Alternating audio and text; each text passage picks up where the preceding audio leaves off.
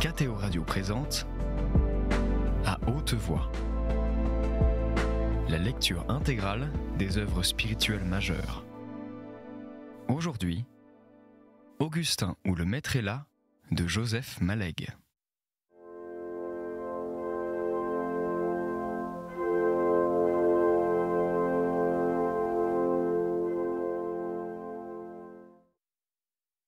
De la vie parisienne et internationale dont Augustin ignorait tout, ainsi que des réalités économiques vues du côté des grandes affaires, il parlait avec une allusionnelle bonhomie, toute sa ferveur étant de l'autre côté. Augustin, en face de lui, se sentait parfois un enfant. « Je te voudrais avec nous, lui disait-il, au cours de ses plaidoyers socialistes. Si tes croyances catholiques dominent le contingent, il faut aussi qu'elles s'y épanouissent. Je n'aime pas beaucoup les actes de foi hors de leur seule place indispensable. Cochon !» cria Brûle. Augustin fit un haut-le-corps, mais l'exclamation où rien n'indiquait le pluriel s'adressait aux taupins dont une équipe pour flétrir les fréquentations cagneuses de l'Argilier venait de lancer contre eux un ballon de football qui atteignait l'air. « Si j'acceptais !» Voyons, je cherche une belle phrase noble à cause de toi. Les offres spirituelles du socialisme, je ne tirerai certainement pas du donné tous ces renseignements techniques. Mon risque serait fou. Brûle, une manie qu'il avait, saisit par un bouton le veston d'Augustin et se mit à tirer dessus, comme s'il l'entraînait par le truchement de ce bouton. Il y a 20 siècles, le risque que courait Jésus transcendait sagesse et folie. « Ça ne t'ennuie pas que je te parle de Jésus en termes laïques ?» demanda-t-il soudain d'un ton de respect profond, incertain des libertés qu'il pouvait prendre, en quoi il rappelait M. Rubenson. « Pas du tout, mais ne confonds pas et laisse mon bouton. Les techniques économiques ne sont pas objet de révélation. Jésus n'y est pas un exemple. » Signé Augustin Méridier, membre de l'Institut, murmura Zeller du bout des lèvres, tout en frottant son bras contusionné et sali. On stigmatisait parfois de cette plaisanterie le manque de souplesse d'Augustin, sa sécheresse péremptoire et la sûreté de ses succès scolaires.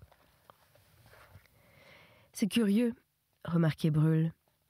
Je vous imaginais plus mystique que discursif, plus fin que géomètre, plus perméable aux raisons du cœur.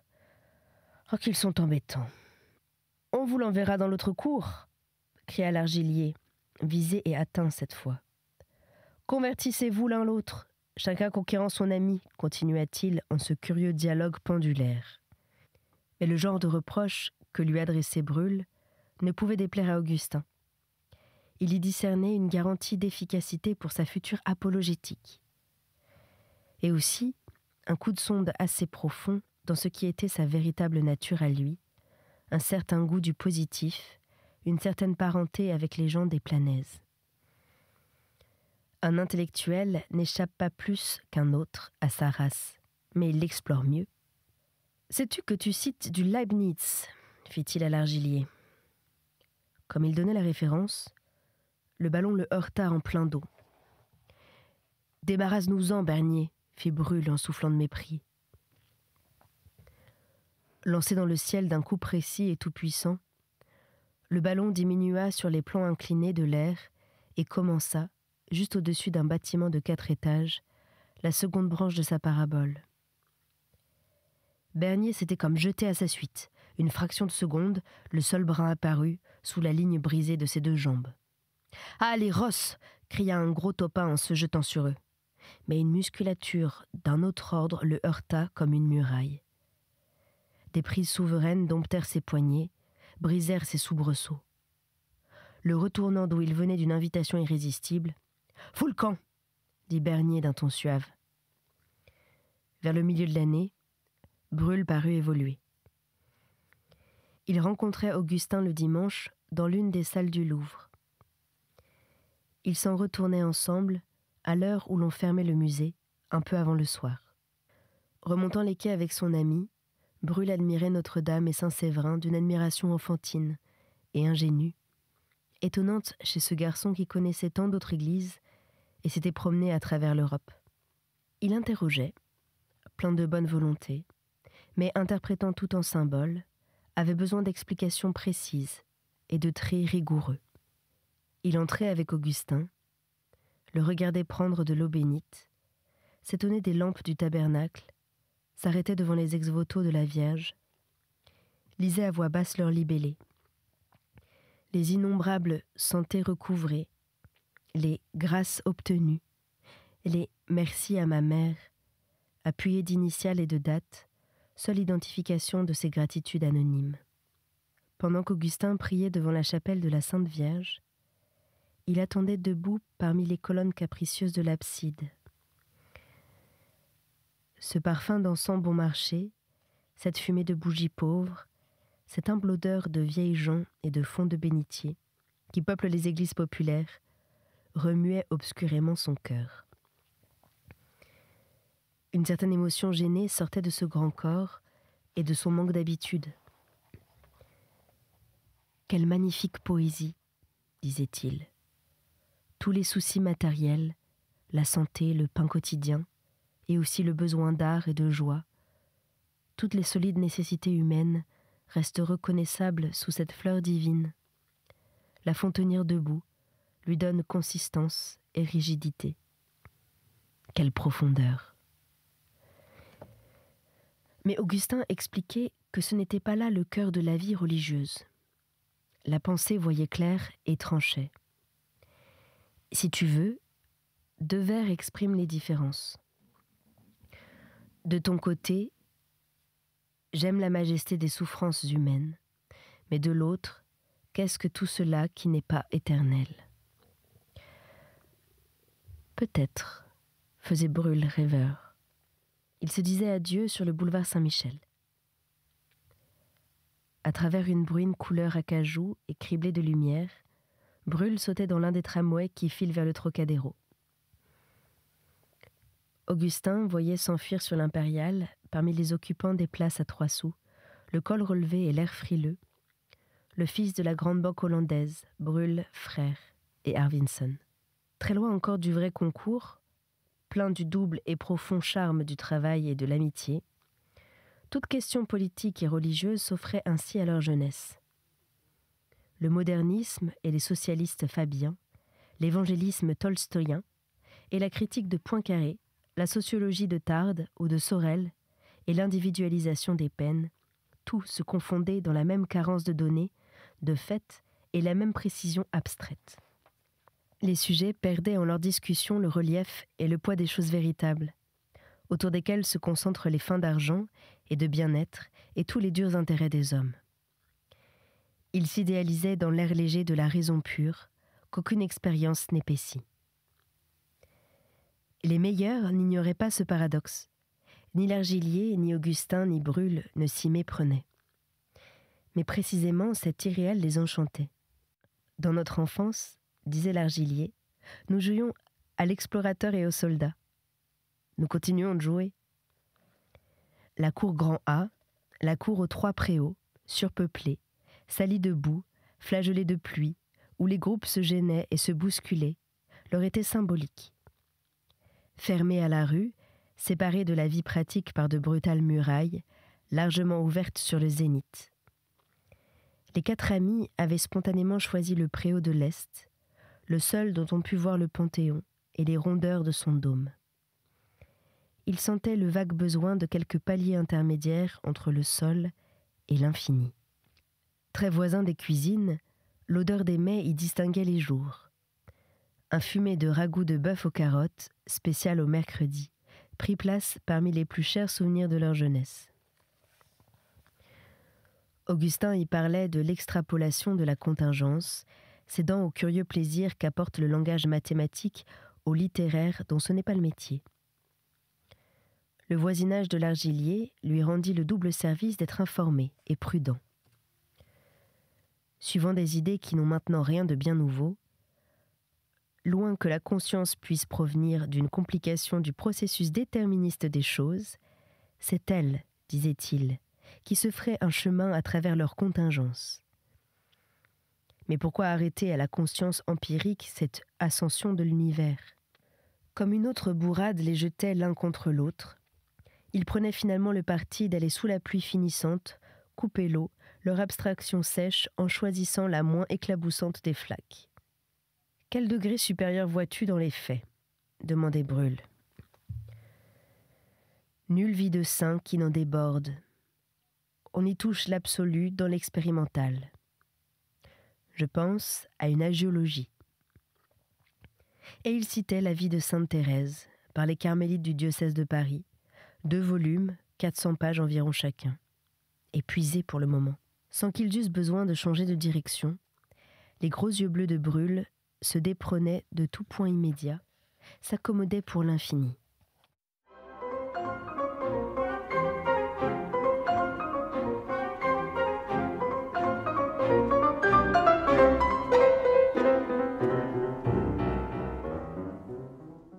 Tous ces traits viraient au rêve. Il partait pour ces longs voyages idéalistes, dont les gens de grandes affaires, à la 2e et 3e génération, sentent parfois le vague et puissant attrait. C'étaient de beaux jours ardents, chargés et pesants d'avenir. Augustin commençait des joies profondes et de formations lentes qu'il n'avait jamais éprouvées encore. Tout s'y fondait. Les discussions entre intelligences de son modèle, la même candeur posée sur diverses doctrines, le même café au lait, amer et lourd de pain, au dortoir les mêmes lits minces, les étroites cuvettes où basculait parfois le traversin. Ne connaître que des buts généraux et désintéressés, savoir qu'il en existe d'autres, ignorer comment ils sont faits, participer au même travail et à la même jeunesse, sentir pousser chaque jour de quelques nouveaux centimètres les fortes racines de l'amitié, douces choses qu'on voit mieux plus tard, d'un peu plus avant sur la route, et comme dans les tableaux de carrière, à travers ces buées qui s'évaporent de la vie. La leur prenait l'aspect d'un paysage uniforme et sans ombre, enivrant d'immensité, sans autre incident que son infinitude même et la joie des grands galops libres. Augustin ne se sentit jamais plus heureux. Une certaine assurance en ses forces et dans les intentions du destin, un mélange de foi, de piété, de raison, un bonheur terrestre ennobli de participations éternelles, toutes les incertitudes ayant le visage de l'espérance. C'étaient de beaux jours. Il n'y manqua même pas cette espèce de fierté que donne la vue d'un grand homme. Il vint dans les dernières semaines de mai à une classe de grec, du bon monsieur Poiret qu'on appelait le père Poiret. Un domestique entra, porteur de 2 chaises, suivi d'un vieux monsieur robuste et voûté, encore très vert, au visage vigoureux et bon. « Ah !» dit monsieur Poiret en se levant. « Voici monsieur Lachelier. » C'était sa dernière année d'inspection générale, qu'il conduisait aussi bien en lettres pures qu'en philosophie. Le vieillard illustre, si simple, s'assit sur l'une des chaises dont l'autre resta vide, toute seule, familièrement. « Assez dit proie qu'on explique. Eh bien, mes enfants, continuez. Je serais content de l'entendre. » Tous les élèves le fixaient d'une curiosité passionnée, qui ne se déguisait pas. Lui leur riait comme un grand-père. Le père Poiret le désignait des yeux. « Donnez donc un texte à monsieur l'inspecteur, voyons. »« Oh !» dit le grand philosophe avec une bonhomie paternelle. « Les vieilles gens de mon temps savent ça par cœur. » Comme Augustin, tout près de lui, tendait son livre, « Vous aussi, lui dit-il, bienveillant et amusé, vous savez peut-être cela par cœur. » C'était la fameuse strophe chantée par les vieillards thébains, où l'homme ne connaît d'autre bonheur que celui de se croire heureux. « Au moins ce passage, fit Augustin rougissant. »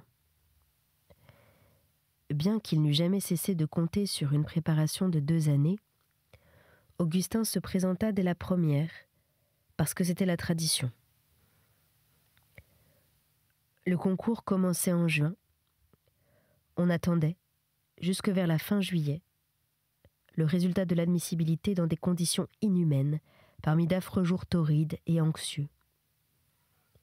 Le ciel se teignait tous les soirs d'un même rose orangé, qu'on levait sans doute comme une nappe pour l'étaler le lendemain, à la même heure, sur le même implacable azur.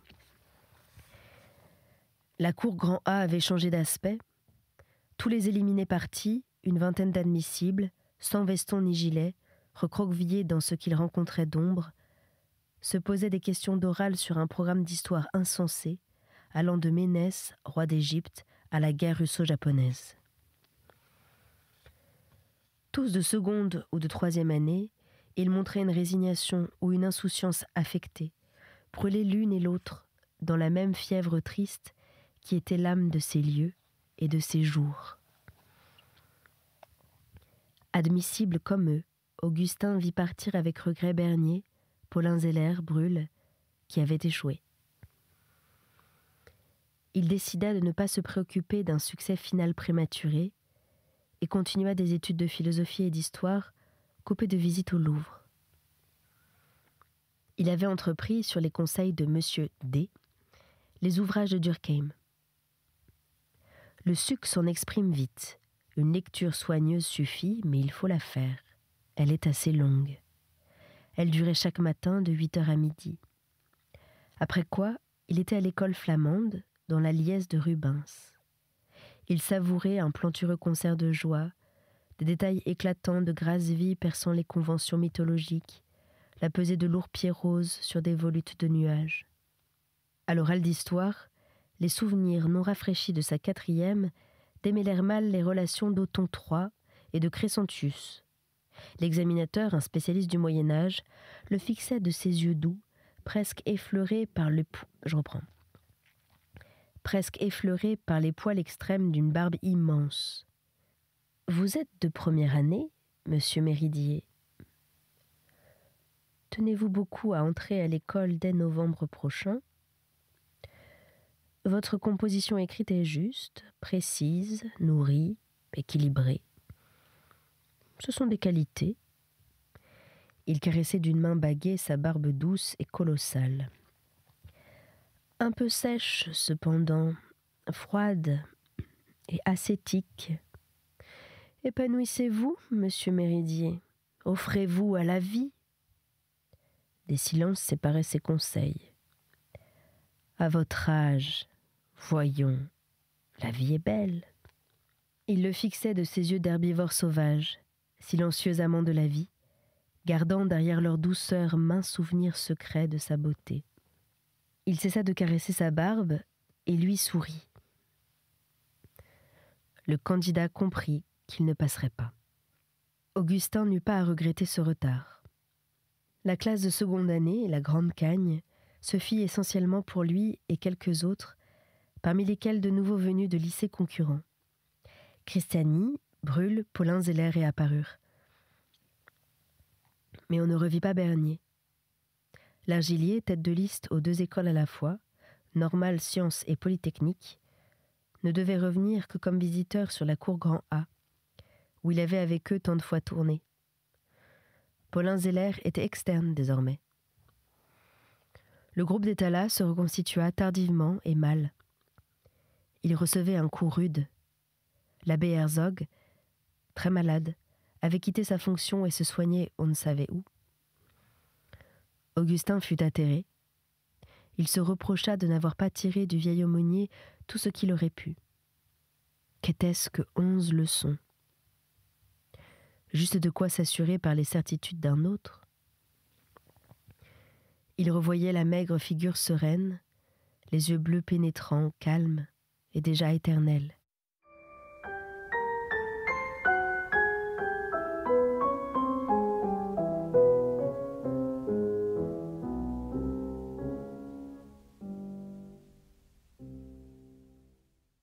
C'est une grande perte, disait-il.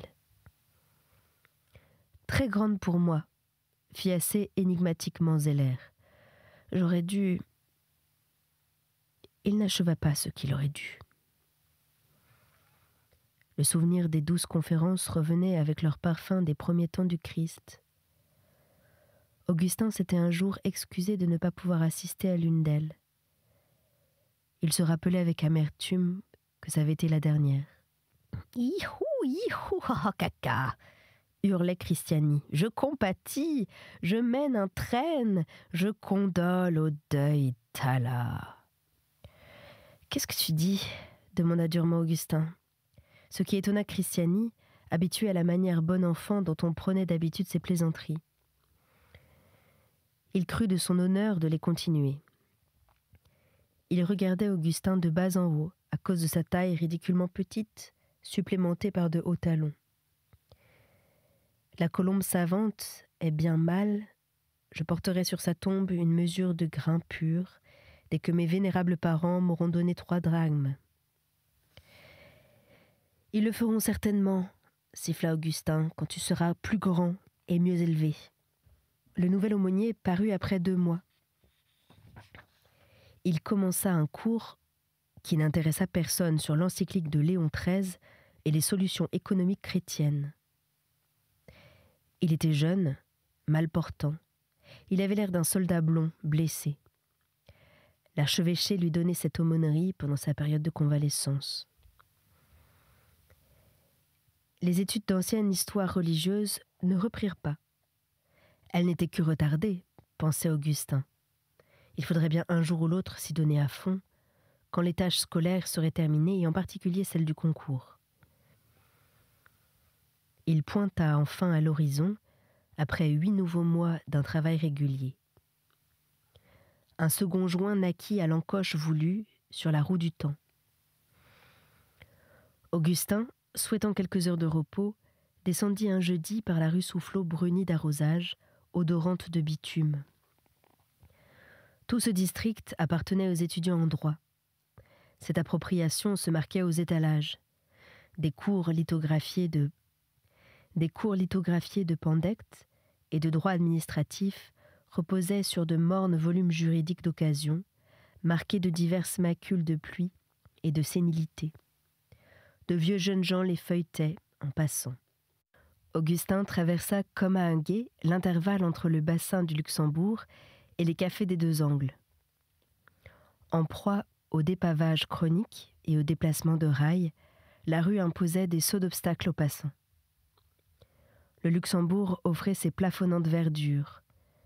La diversité des parterres, le passage de groupes criards, la gaieté du jardin bondé de jeunes filles et d'étudiants bien mis, tout ce mouvement coloré donnait à Augustin le spectacle d'une vie assez charmante et d'une jeunesse qu'il ne connaissait pas.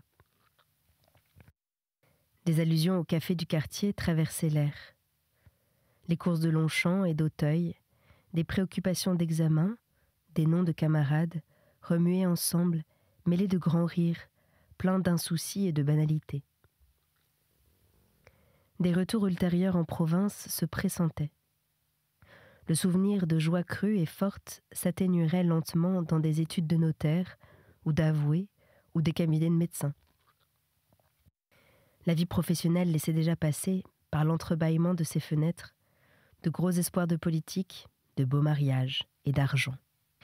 Des questions s'échangeaient sur des termes techniques. Les servitudes réelles, les naturelles, les légales et celles du fait de l'homme. Nul ne doutait qu'elles n'existassent véritablement au sein des choses, comme des espèces chimiques ou des cristaux. Il s'agissait seulement de les décrire, de compter le nombre d'arêtes, 18 à 20 sans doute, dont les avait, en les créant, munis la nature. Augustin saisit également, au vol, des appellations d'un latin technique jamais bien expliquées dans ses dictionnaires et qui l'inquiétèrent. On parlait d'actio fiduciae directa et contraria, de condictio certae pecuniae. Comme il jetait un regard oblique sur un petit livre de droit élémentaire pour le reconnaître en remontant la rue Soufflot. Son dos fléchit sous un heurt plat. 3 garçons riaient silencieusement. « Il a fallu 2 ans pour qu'on le retrouve », cria Marguillier. Il était élargi d'épaules, vêtu de clair, épanoui, avec d'inattendus détails de toilette, une cravate feuille morte raffinée, un feutre élégant sur ses cheveux hirsutes de jadis. Tous les traits de l'ancien Marguillier, se montraient les mêmes et différents, recoupés à d'autres gabarits, bénéficiaires d'une transfiguration discrète et somptueuse, teints d'une sorte de lumière. L'air plus jeune que quand il était jeune, il portait sur son front, ses yeux, ses lèvres, un ensemble de plaisir et de gloire, mêlé d'une troisième substance savoureusement complexe, une sorte d'essence parisienne, qui, ayant rencontré sa figure pour s'y poser, y fut resté, s'y trouvant bien. Il éclipsait, bien entendu, Appia et surtout Vathon, qui le suivait comme son ombre. C'était À Haute Voix, une émission de KTO Radio. Aujourd'hui, Augustin ou le maître est là de Joseph Malègue. Lecture, Anne-Céline Pellarini. Captation et réalisation, Aymeric Plouinec et Thibaut Dagalier. Une émission disponible en podcast sur ktoradio.com et sur l'application KTO Radio.